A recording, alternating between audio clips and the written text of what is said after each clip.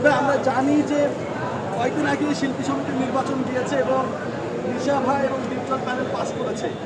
আপনি এই বিষয়ে কিছু বলবেন কিনা?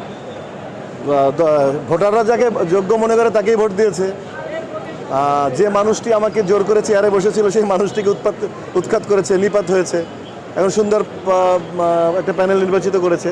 শিল্পীরা দিন শেষে সিদ্ধান্ত নিতে ভুল করে না, ভালো মানুষকে নির্বাচিত করেছে। এই প্যানেল কাজ করবে শিল্পীদের কল্যাণে, চলচ্চিত্রের কল্যাণে।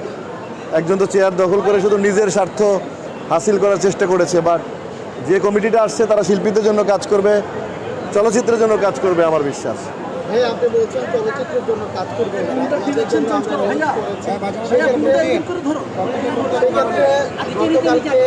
একটি নেককারজনক ঘটনা ঘটে গেছে। আপনি দীর্ঘদিন শিল্পী সমিতিতে দায়িত্ব পালন করেছেন, আপনি থাকাকালীন সাংবাদিকরা খুব ভালোভাবে ছিল, কোনো ধরনের কোনো সমস্যা হয়, কিন্তু এই প্যানেল আসার